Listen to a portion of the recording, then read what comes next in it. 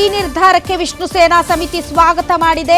ಕಣ್ಣೀರಿಗೆ ನ್ಯಾಯ ಸಿಕ್ತು ಅಂತ ವೀರಕಪುತ್ರ ಶ್ರೀನಿವಾಸ್ ಹೇಳಿದ್ದಾರೆ. ವಿಷ್ಣುವರ್ಧನ್ ಸಮಾಧಿ ನೆಲಸಮಗೊಳಿಸಿದ್ದವರಿಗೆ ಇದೊಂದು ಕಾನೂನಿನ ಪಾಠ. ಸರಳ ಪುಣ್ಯ ಭೂಮಿ ನಿರ್ಮಾಣಕ್ಕೆ ಮನಸ್ಸು ಮಾಡಬೇಕು ಅಂತ ವೀರಕಪುತ್ರ ಶ್ರೀನಿವಾಸ್ ಅಭಿನಂದನೆಯನ್ನ ಸಲ್ಲಿಸುತ್ತಾ ಪೋಸ್ಟ್ ಮಾಡಿದ್ದಾರೆ. ಈ ಮಧ್ಯೆ ಸ್ವತಃ ವಿಷ್ಣು ಸೇನೆ ಸಮಿತಿಯ ವೀರಕಪುತ್ರ ಶ್ರೀನಿವಾಸ್ ಅವರು ನಮ್ಮೊಂದಿಗೆ ನೇರ ಸಂಪರ್ಕಕ್ಕೆ ಬಂದಿದ್ದಾರೆ. ಸರ್ ನಮಸ್ತೆ. ನಮಸ್ತೆ ಮೇಡಮ್, ಹೇಗಿದ್ದೀರಿ ಸರ್? ಈಗ 20 ಎಕರೆ ಫುಲ್ ಮುಟ್ಗೋಲು ಹಾಕೊಂಡಿದ್ದಾರಾ ಅಥವಾ ಅದರಲ್ಲಿ ಕೇವಲ 8 ಎಕರೆ ಮಾತ್ರ ಮುಟ್ಗೋಲು ಹಾಕೊಂಡಿದ್ದಾರಾ? ಈ 8 ಎಕರೆ ಭಾಗದಲ್ಲೇ ವಿಷ್ಣು ಅವರ ಸಮಾಧಿ ಸ್ಥಳ ಇದೆಯಾ, ಹೇಗೆ? ಅದ್ರ ಬಗ್ಗೆ ನಮ್ಗೊಂದು ಸ್ವಲ್ಪ ಮಾಹಿತಿ ಕೊಡಿ. ಇಲ್ಲ, ಇದು ಅವ್ರಿಗೆ 1965ರಲ್ಲಿ ಏನ್ ಕೊಟ್ಟಿದ್ರು ಜಾಗ, ಅದು 20 ಎಕರೆ. ಅದರಲ್ಲಿ 10 ಎಕರೆ ಮೊದಲೇ ಮಾರಾಟ ಆಗ್ಬಿಟ್ಟಿತ್ತು. ಇನ್ನು ಉಳಿದಿದ್ದು ಬರೀ 10 ಎಕರೆ. ಅದರಲ್ಲಿ 2 ಎಕರೆನ ವಿಷ್ಣುವರ್ಧನ್ ಅವರ ಪುಣ್ಯ ಭೂಮಿಗೆ ಅಂತ ಹೇಳ್ಬಿಟ್ಟು ರಿಜಿಸ್ಟರ್ ಮಾಡಿಸಿರೋದ್ರಿಂದ ಅದು 8 ಎಕರೆ ನಿಮ್ಗೆ ಗೊತ್ತಾಗ್ತಿದೆ. ಆಕ್ಚುಲಿ ಅದು ಕೂಡ ಇವ್ರ ಜಾಗದಲ್ಲಿ ಇದೆ. ಅದರಿಂದ ಒಟ್ಟು 10 ಎಕರೆ. ಈಗ 10 ಎಕರೆಯಲ್ಲಿ ವಿಷ್ಣುವರ್ಧನ್ ಅವರು ಅವರ ಪುಣ್ಯಭೂಮಿ ಇರುವಂತಹದ್ದು. ಬಾಲಣ್ಣನ ಪುಣ್ಯಭೂಮಿ ಇದ್ದಿದ್ದು ಕೂಡ ಅದೇ. ಈಗ 10 ಎಕರೆ ಅವರು ಈಗಾಗಲೇ ಮಾರಾಟ ಮಾಡ್ಕೊಂಡಿದ್ದಾರೆ. ಇನ್ನು 10 ಎಕರೆ ಉಳಿದಿದೆ. ಆ 10 ಎಕರೆಯಲ್ಲಿ 2 ಎಕರೆ ಈಗಾಗಲೇ ವಿಷ್ಣುವರ್ಧನ್ ಅವರ ಸಮಾಧಿ ಜಾಗ ಕೊಟ್ಟಿದ್ದಾರಾ ಅಂತ ಹೇಳಿ ಬರ್ಸ್ಕೊಂಡು ಅವರ ಹೆಸರಲ್ಲಿ ಪಾಣಿ ಕೂಡ ಆಗಿದೆ. ಡಾಕ್ಟರ್ ವಿಷ್ಣುವರ್ಧನ ಪ್ರತಿಷ್ಠಾನದ ಹೆಸರಲ್ಲಿ ಪಾಣಿ ಕೂಡ ಆಗಿದೆ. ಆ ಪಾಣಿ ಡೀಟೇಲ್ಸ್ ನಾನು ನಿಮ್ಗೆ ಶೇರ್ ಮಾಡ್ತೇನೆ. ಅದಕ್ಕೆ ಅದು 8 ಎಕರೆ ಅಂತ ಬಿಟ್ಟು ಇವರು ದಾಖಲೆಗಳನ್ನ ಕೊಡ್ತಿದ್ದಾರೆ. ವಿಷ್ಣು ಸಮಾಧಿನ ನೆಲಸಮಗೊಳಿಸಿದ್ದಾರೆ ಅಂತ ಒಂದು ಇತ್ತೀಚೆಗೆ ದೊಡ್ಡ ಸುದ್ದಿ ಆಯ್ತಲ್ಲ, ಮತ್ತೆ ಪಾಣಿ ಮಾಡಿದ್ದಾರೆ ಅಂತ ನಾನು ಮಾತಾಡ್ತೀನಿ. ಪಾಣಿ ವಿಷ್ಣುವರ್ಧನ್ ಅವರ ಪುಣ್ಯ ಭೂಮಿಗೆ ಅಂತ ಹೇಳಿ 2 ಎಕರೆ ಕೊಡ್ತೀನಿ ಅಂತ ಸರ್ಕಾರ ಹೇಳಿತ್ತಲ್ವಾ, ಆ ಟೈಮಲ್ಲಿ 2 ಎಕರೆ ಪಾಣಿ ಆಗ್ಬಿಟ್ಟಿತ್ತು. ಆದ್ರೆ ಅದು ಕೊಡ್ಲಿಲ್ಲ. ಅದು ಇವ್ರ ಜೊತೆಗೆ ಇದೆ. ಅದು ಪ್ಲಸ್ 8 ಎಕರೆ, 10 ಎಕರೆ ಇವ್ರದ್ದೇ. ಆದ್ರೆ ಇದು ಈಗ 8 ಎಕರೆ ಅಂತ ಬರ್ತಿದ್ಯಲ್ಲ, ಅದಕ್ಕೆ ನಾನು ಕ್ಲಾರಿಫಿಕೇಶನ್ ಕೊಡ್ತಾ ಇದ್ದೀನಿ. 8 ಎಕರೆ ಅಲ್ಲ, ಅದು 10 ಎಕರೆನೆ. ಆ 2 ಎಕರೆ ಪಾಣಿ ಇದ್ದಿದ್ದು ಕೂಡ ಈಗ ಮತ್ತೆ ಇವರೇ ಮಾಡ್ಕೊಂಡಿದ್ದಾರೆ. ಅಭಿಮಾನ ಸ್ಟುಡಿಯೋದ ಹೆಸರಲ್ಲೇ ಇದೆ ಅದು. ಈಗ ಒಟ್ಟು 10 ಎಕರೆನ ಮಾರಾಟ ಮಾಡುವಂತಹ ಒಂದು ಸ್ಕೀಮ್ ಇದು ವಿಷ್ಣುವರ್ಧನ್ ಅವ್ರ ಮೂಲಕ ಈಚೆ ಬಂತು ಅಂತ ನಾ ಹೇಳಕ್ ಟ್ರೈ ಮಾಡ್ತಾ ಇದ್ದೀನಿ. ಅಂದ್ರೆ ಸರ್, ಈಗ ಸಮಾಧಿ ಸ್ಥಳವನ್ನ ನೆಲಸಮಗೊಳಿಸಿದ್ದು ನಿಜ, ಹೌದು. ಈಗ ಆಗಿರುವಂತಹ ಬದಲಾವಣೆ ಏನು ಸರ್? ಮೇಡಮ್, ವಿಷ್ಣುವರ್ಧನ್ ಅವರ ಸಮಾಧಿ ಮತ್ತೆ ಬಾಲಣ್ಣನವರ ಸಮಾಧಿ ಎರಡೂ ಪಕ್ಕದಲ್ಲೇ ಇದ್ವು. ಅದು ಈ 10 ಎಕರೆ ಜಾಗದಲ್ಲಿತ್ತು.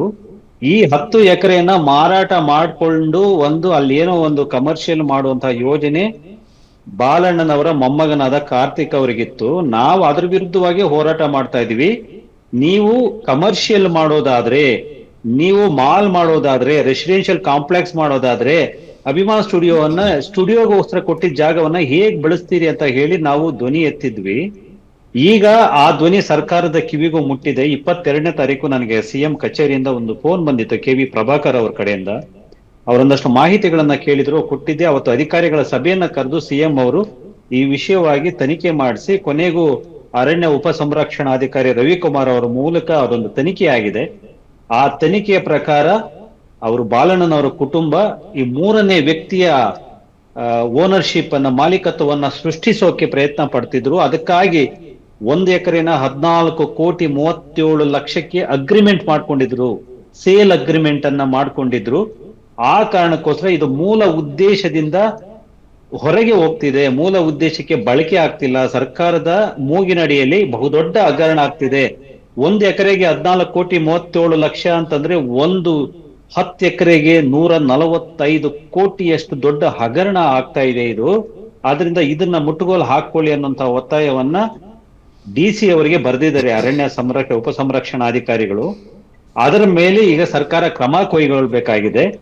ಸೊ ಈ ಅರಣ್ಯ ಭೂಮಿ ಏನಿದೆ ಅದನ್ನ ಯಾವುದೇ ಕಾರಣಕ್ಕೂ ಬಫರ್ ಝೋನು, ಅರಣ್ಯ ಭೂಮಿ ಇವೆಲ್ಲವೂ ಕೂಡ ಸರ್ಕಾರದ ಸಂಪುಟದಲ್ಲಿ ಚರ್ಚೆಯಾಗಿ ಯಾವುದೋ ಬದಲಾವಣೆಗಳನ್ನು ಮಾಡಿಲ್ಲ. ಈಗ ನಾವು ಅದನ್ನ ಕಮರ್ಷಿಯಲ್ ಮಾಡ್ಕೋಬೇಕು ಅಥವಾ ಲೇಔಟ್ ಮಾಡಬೇಕು ಅನ್ನೋಂತಹ ಕೆಲವು BMRD ಅಪ್ರೂವಲ್ಸ್ ಅಥವಾ ರೆವಿನ್ಯೂ ಸೈಟ್ಸ್ ಅಂತ ಕರಿತೀವಲ್ಲ, ಆ ತರದ್ ಏನು ಆಗಿಲ್ಲ. ಇದು ಇನ್ನು ಮೂಲ ಅರಣ್ಯ ಕಾಯ್ದೆಯ ಅಡಿಯಲ್ಲೇ ಇರೋದ್ರಿಂದ ಇದನ್ನ ನಾವು ವಶಪಡಿಸ್ಕೋಬೇಕು ಅನ್ನೋಂಥ ಮಾತನ್ನ ಅವ್ರು ಹೇಳಿದ್ದಾರೆ. ನನಗೆ ಇಲ್ಲಿ ಕಾಡ್ತಿರೋ ಆತಂಕ ಒಂದು ಒಂದು ದೊಡ್ಡ ಹಗರಣ ಬಯಲಿಗೆ ಬಂದಿದೆ, 145 ಕೋಟಿಯಷ್ಟು ಸರ್ಕಾರದ ಬೊಕ್ಕಸಕ್ಕೆ ನಷ್ಟ ಆಗ್ತಿತ್ತು, ಅದು ಉಳಿದಿದೆ. ಆದ್ರೆ ಎರಡನೇದು, ಈಗ ಅರಣ್ಯ ಭೂಮಿ ಅಂತ ಹೇಳಿ ಇವರು ಕನ್ಸಿಡರ್ ಮಾಡಿರೋದ್ರಿಂದ ಅಲ್ಲೀಗ ವಿಷ್ಣುವರ್ಧನ್ ಅವರ ಪುಣ್ಯ ಭೂಮಿ ಇರುತ್ತಾ ಇಲ್ವಾ? ಬಾಲಕೃಷ್ಣ ಅವರ ಅಂದ್ರೆ ಈಗ ಏನ್ ಗುಡ್ ನ್ಯೂಸ್ ಇದೆಯಾ ಅದೇ ಬ್ಯಾಡ್ ನ್ಯೂಸ್ ಆಗ್ಬಾರ್ದು ಅಂತ. ಯಾಕೆ ಅಂತಂದ್ರೆ ಈಗ ಅರಣ್ಯ ಪ್ರದೇಶ ಅಂತ ಘೋಷಣೆ ಮಾಡಿದ್ಮೇಲೆ ನಾಳೆ ವಿಷ್ಣು ಸಮಾಧಿ ಅವರ ನಿರ್ಮಾಣಕ್ಕೂ ಕೂಡ ಅದೇ ತೊಡಕಾಗಬಹುದು ಅಂತ. ಎಕ್ಸಾಕ್ಟ್ಲಿ, ನಾನು ಅದನ್ನೇ ಹೇಳ್ತಾ ಇದ್ದೀನಿ. ಈಗ ಒಂದು ಸರಿ, ಈಗ ಒಂದು ನ್ಯಾಯ ಇದೆಯಲ್ಲ ಹಮ್ಮುರಾಬಿದು, ನನಗೊಂದು ಕಣ್ಣು ಹೋದ್ರೂ ಪರವಾಗಿಲ್ಲ ಅವನಿಗೆ 2 ಕಣ್ಣು ಹೋಗ್ಲಿ ಅಂತ ವಿಷ್ಣುವರ್ಧನ್ ಅವರು ಪುಣ್ಯಭೂಮಿ ನಮಗೆ ನೋವು ಕೊಟ್ರು ಅಂತ ನಾವೆಲ್ಲನೂ ಅವರಿಗೆ ಶಾಪಗಳಾಗ್ತಾ ಇದ್ರೆ, ಈಗ ಅವರಿಗೆ 10 ಎಕರೆ ಹೋಗ್ಬಿಡ್ತು ಅಂತ ನಾವು ಖುಷಿ ಪಡುವ ಸ್ಥಿತಿಯಲ್ಲಿ ಇಲ್ಲ ನಾವು. ಯಾಕಂದ್ರೆ ನಮಗೆ ಅಲ್ಲಿ ಪುಣ್ಯಭೂಮಿಯನ್ನು ಸಿಗುತ್ತೋ ಇಲ್ಲೋ ಅಂತ ಆತಂಕ ಇದೆ ನನಗೆ. ಸೊ ಅದರಿಂದ ನಾನು ಇದಕ್ಕೆ ಸಂಭ್ರಮಿಸೋದಕ್ಕಿಂತ ಒಂದು ದೊಡ್ಡ ಹಗರಣ ಬೆಳಕಿಗೆ ಬಂದಿದೆ, ಅದು ಕನ್ನಡಿಗರು ಅದನ್ನು ವಿಚಾರಿಸ್ಕೋತಾರೆ. ಬಟ್ ನನ್ನ ಆತಂಕ ಇರೋದು ಪುಣ್ಯಭೂಮಿ ವಿಷಯದಲ್ಲಿ ಸರ್ಕಾರದ ನಿರ್ಧಾರ ಏನಿದೆ ಅನ್ನುವಂಥದ್ದು. ಅದಕ್ಕೋಸ್ಕರ ನಾವು ಸರ್ಕಾರವನ್ನ ಮತ್ತೆ ಮತ್ತೆ ಒತ್ತಾಯಿಸುವಂತಹ ಒಂದು ನಿಯೋಗ ಹೋಗ್ಲಿಕ್ಕೆ ಪ್ರಯತ್ನ ಪಡ್ತಿದ್ದೀವಿ ಮೇಡಮ್.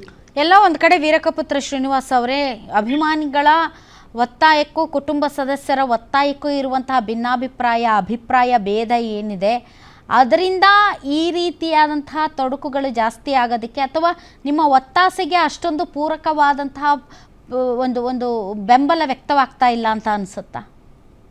ಯಾಕಂದ್ರೆ ಪ್ಯಾರಲಲ್ ಆಗಿ ಮೈಸೂರಲ್ಲಿ ಒಂದು ಇದೆ. ಅದು ಹಿನ್ನಡೆನೆ. ಒಂದೇ ಸರ್ಕಾರ ಒಬ್ಬೇ ವ್ಯಕ್ತಿಗೆ, ಸರ್ಕಾರದ ಅಡಿಯಲ್ಲಿ 7 ಕೋಟಿ ಕನ್ನಡಿಗರಿದ್ದಾರೆ, ಅದರಲ್ಲಿ ಲಕ್ಷಾಂತರ ಸಾಧಕರಿದ್ದಾರೆ. ಒಬ್ಬೊಬ್ಬರಿಗೆ 2 ಕಡೆಗೆ ಸ್ಮಾರಕಗಳನ್ನ ಪುಣ್ಯಭೂಮಿಯನ್ನ ಮಾಡ್ತಾ ಹೋದ್ರೆ ಅದು ಸರ್ಕಾರದ ತೆರಿಗೆ ದುಡ್ಡು ಮತ್ತು ಸರ್ಕಾರದ ಆದ್ಯತೆ ಕೂಡ ಅದು ಆಗಬಾರ್ದು.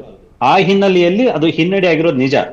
ಆದ್ರೆ ಕುಟುಂಬದವರು 2009ರಿಂದ 2016 ತನಕ ಕಾದ್ರು ಸರ್ಕಾರದ ಹತ್ರನೇ.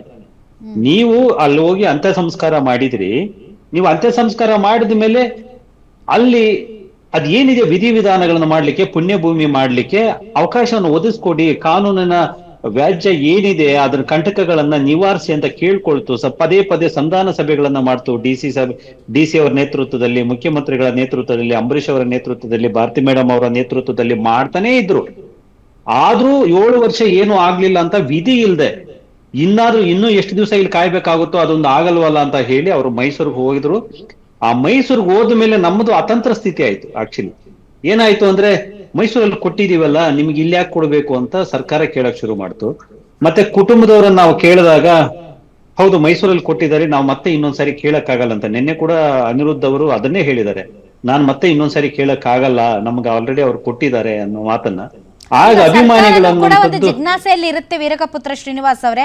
ಯಾಕೆ ಅಂತಂದ್ರೆ ಈಗ ವಿಷ್ಣು ಅವರು, ನಾನು ತುಂಬಾ ಚಿಕ್ಕವಳು ಹಂಗ ಅನ್ಬಾರ್ದು, ವಿಷ್ಣುವರ್ಧನ್ ಸರ್ ಅವರು ಕುಟುಂಬದ ಸ್ವತ್ತ, ಅಭಿಮಾನಿಗಳ ಸ್ವತ್ತ, ಕುಟುಂಬದ ಮಾತು ಕೇಳ್ಬೇಕಾ, ಅಭಿಮಾನಿಗಳ ಮಾತು ಕೇಳ್ಬೇಕಾ? ಸೊ ಆ ವಿಚಾರದಲ್ಲಿ ಸರ್ಕಾರಕ್ಕೂ ಒಂದು ಜಿಜ್ಞಾಸೆ ಅಲ್ವಾ? ಹೇಳಿ. ಕೋರ್ಟ್ ಅಲ್ಲಿ ಒಂದು ಕೇಸ್ ಹಾಕೊಂಡಿದ್ದೆ ನಾನು. ಯಾಕಂದ್ರೆ ಇವರು ಮೈಸೂರು ಹೊರಟುಬಿಟ್ಟ ಮೇಲೆ ಅಲ್ಲಿದ್ದಂತ ಒಂದು ಕೇಸು, ಅದರ ಯಾರು ಇರ್ಲಿಲ್ಲ ಅದರ ಕರ್ತೃ ಅಂತ ಹೇಳಿ ನಾನು ಇಂಪ್ಲೀಡ್ ಆಗಿ ಆ ಕೇಸನ್ನ ಮುನ್ನಡೆಸ್ತಾ ಇದ್ದೆ. ಆ ಕೋರ್ಟ್ ಒಂದು 7 ವರ್ಷ ನಡೀತು. ತುಂಬಾ ದೊಡ್ಡ ಖರ್ಚಾಯ್ತು. ಅಲ್ಲಿ ತುಂಬಾ ಸೀನಿಯರ್ ಕೌನ್ಸಿಲರ್ ಅನ್ನ ಇಟ್ಬಿಟ್ಟು ಕೇಸ್ ನಡೆಸ್ತಿದ್ದೆ. ಕೋರ್ಟ್ ಹೇಳಿದ್ದು, ಜಡ್ಜ್ ನಟರಾಜನ್ ಅಂತವರು ಜಡ್ಜ್ಮೆಂಟ್ ಬಂದಿದ್ದ ದಿವಸ, ಇದನ್ನ ಯಾರು ಕೇಸ್ ನಡೆಸ್ತಿರೋದು ಅಂತ. ಸರ್ ನಮ್ ಲಾಯರ್ ಹೇಳಿದ್ರು ಅವ್ರ ಅಭಿಮಾನಿಗಳು ಸರ್ ಅಂತ. ಅವರು ನಕ್ಕು ಬಿಟ್ರು. ಅವರು ಕೇಳಿದ್ರೆ ಅವ್ರ ಕುಟುಂಬದವ್ರು ಕೇಳಬೇಕು, ಕೊಟ್ರೆ ಅವ್ರ ಸರ್ಕಾರ ಕೊಡ್ಬೇಕು, ಮಧ್ಯದಲ್ಲಿ ನೀವ್ಯಾರು? ಅಭಿಮಾನಿಗಳಿಗೆ ಯಾವುದೇ ಹಕ್ಕಿಲ್ಲ. Why are you wasting court time ಅಂತ ಹೇಳಿ close the case madam.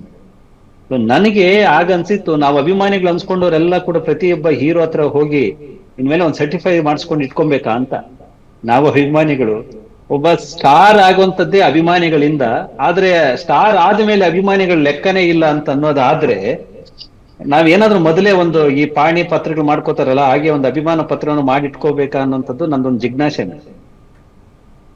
Exactly, your correct. But ಆದರೂ ಕೂಡ ಅದು ಇರುತ್ತೆ ಸರ್, ಒಂದು ಅಂತ್ಯಕ್ರಿಯೆ ನಡೆಸಿದಂತಹ ಜಾಗಕ್ಕೆ ಅದೊಂದು ನಮ್ಮ ಸಂಪ್ರದಾಯದ ಪ್ರಕಾರ ಅದೊಂದು ಅಲ್ಲೊಂದು ಅವ್ರ ಆತ್ಮ ಇರುತ್ತೆ ಎನ್ನುವಂಥ ನಂಬಿಕೆ ಉಳ್ಳಂತಹ ಜನ ನಾವು. ಅದು ಇರುತ್ತೆ, ಒಂದು ಅವಿನಾಭಾವ ಸಂಬಂಧ, ಒಂದು ಭಾವನಾತ್ಮಕವಾದಂಥ ಬೆಸುಗೆ ಇರುತ್ತೆ. ನಾನು ಈಗ ಅಭಿಮಾನಿಗಳ ದೃಷ್ಟಿಯಿಂದನೂ ಇದು ತಪ್ಪಲ್ಲ, ಕುಟುಂಬ ಸದಸ್ಯ. ಯಾಕೆಂದರೆ ಪ್ರತಿ ಈ ಥರದ ದೊಡ್ಡ ದೊಡ್ಡ ಪುರುಷರು ಯಾರಿದ್ದಾರೆ ಅಥವಾ ದೊಡ್ಡ ದೊಡ್ಡ ಸ್ಟಾರ್ಸ್ ಯಾರಿದ್ದಾರೆ, ಎಲ್ಲರಿಗೂ ಕಾಲಕ್ಕೆ ತಕ್ಕಂತೆ ಸಮಾಧಿ ಪೂಜೆ ನಡೆಯುತ್ತೆ. ಅವರ ಹುಟ್ಟುಹಬ್ಬದ ದಿನದಲ್ಲಿ ಹಲವಾರು ಕಾರ್ಯಕ್ರಮಗಳು ನಡೆಯುತ್ತೆ. ಜನ ಹೋಗ್ತಾರೆ, ಭೇಟಿ ಕೊಡ್ತಾರೆ, ನಮಸ್ಕರಿಸ್ತಾರೆ, ಪೂಜಿಸ್ತಾರೆ. ಆದರೆ ಅಂಥ ಭಾಗ್ಯ ವಿಷ್ಣುವರ್ಧನ್ ಅವ್ರಿಗಿಲ್ಲ ಅನ್ನುವಂಥ ಕೊರಗು ಭಾಳಷ್ಟು ಜನರಿಗಿದೆ, ಅದಿದೆ. ಆಮೇಲೆ ಈಗ ಮೈಸೂರಲ್ಲೂ ಕೂಡ ಅದು ಗೊತ್ತಾಗ್ತಾ ಇಲ್ಲ, ತುಂಬ ಕನ್ಫ್ಯೂಷನ್ ಇದೆ. ಸರ್ಕಾರ ದೊಡ್ಡ ಮನಸ್ಸು ಮಾಡಿಬಿಡುತ್ತೆ ಈ ವಿಚಾರದಲ್ಲಿ ಅನ್ನುವಂಥ ನಂಬಿಕೆ ಇದೆಯಾ ತಮಗೆ?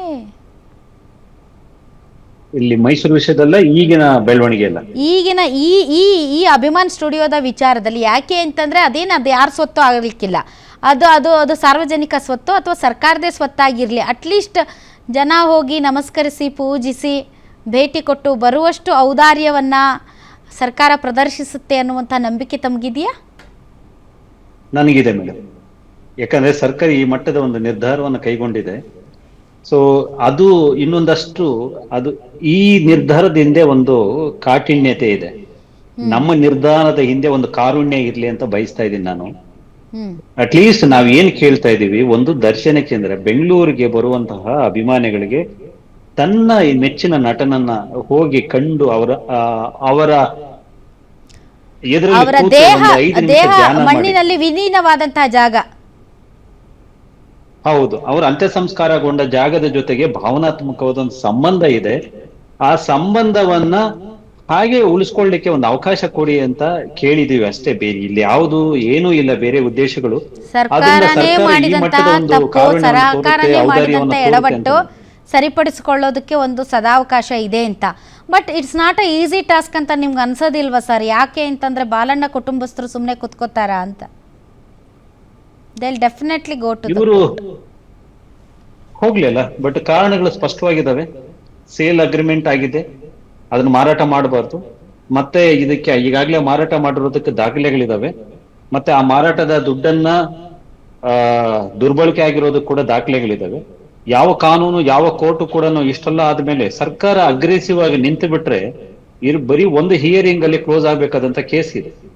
ಸೊ 100% ನಾವು ಒತ್ತಾಯಿಸ್ತೀವಿ. ಮತ್ತು ನಾವು ಈ ವಕೀಲರ ಒಂದು ನಿಯೋಗದೊಂದಿಗೆ ಸರ್ಕಾರವನ್ನ ಭೇಟಿಯಾಗಿ ಸರ್ಕಾರಕ್ಕೆ ಮನವರಿಕೆ ಮಾಡ್ಕೊಡ್ತೀವಿ. ಅಲ್ಲಿನ ಪಬ್ಲಿಕ್ ಪ್ರಾಸಿಕ್ಯೂಟರ್ ಯಾವ ರೀತಿಯಲ್ಲಿ ಇದನ್ನ ಹ್ಯಾಂಡಲ್ ಮಾಡಬೇಕು, ಎಷ್ಟು ಗಂಭೀರವಾಗಿ ತಗೋಬೇಕು ಈ ಕೇಸನ್ನ, ಇದು ಒಂದು ಲಾಜಿಕಲ್ ಎಂಡ್ ಆಗೋ ತನಕ ಬಿಡಬಾರ್ದು ಅಂತ. ಯಾಕಂದ್ರೆ ಈ ಹಿಂದೆ DC ಶಂಕರ್ ಅವರು ಕೂಡ ಇದೇ ತರದ ಮುಟ್ಟುಗೋಲು ಪ್ರಕ್ರಿಯೆಯನ್ನ ಪ್ರಾರಂಭ ಮಾಡಿದ್ರು. ಅದಾದ್ಮೇಲೆ ಅವ್ರ ಮೇಲೆ ಯಾವ ಒತ್ತಡ ಬಿತ್ತೋ ಗೊತ್ತಿಲ್ಲ, ಅದು ಅಲ್ಲಿಗೆ ಬಿದ್ದೋಯ್ತು. ಇದು ಹೊಸ ವಿಷಯ ಅಲ್ಲ, ಇದು ಈಗಾಗ್ಲೇ ಆಗಿದ್ದಂತ ವಿಷಯ. ಆದ್ರೆ ಈಗಲೂ ಮತ್ತೆ ಅದೇ ಆಗ್ಬಾರ್ದು ಅನ್ನೋ ಕಾರಣಕ್ಕೆ ನಾವು ಇದನ್ನ ಖಂಡಿತವಾಗ್ಲೂ ಬೇಗಗೊಳಿಸ್ತೀವಿ. ಮುಖ್ಯಮಂತ್ರಿಗಳನ್ನ ಭೇಟಿ ಮಾಡ್ತೀವಿ.